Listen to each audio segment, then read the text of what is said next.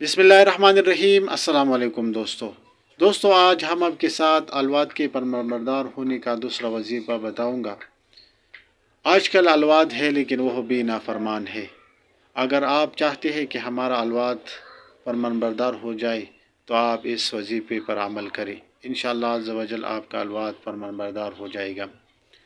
اگر نافرمان الواد ہو، اس الواد کی پیشانی یعنی اس بچے کا پیشانی پکڑ کر 1000 مرتبہ الشہید پڑھا جائے تو انشاءاللہ عز و جل وہ فرمانبردار ہو جائے گا، یعنی آپ کا الواد فرمانبردار ہو جائے گا۔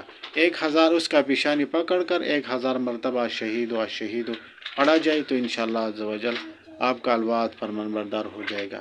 اگر کسی نے 21 یا 31 مرتبہ پڑھنا، وہ بھی مجرب ہے، یعنی اس کا الواد بھی فرمانبردار ہو جائے گا۔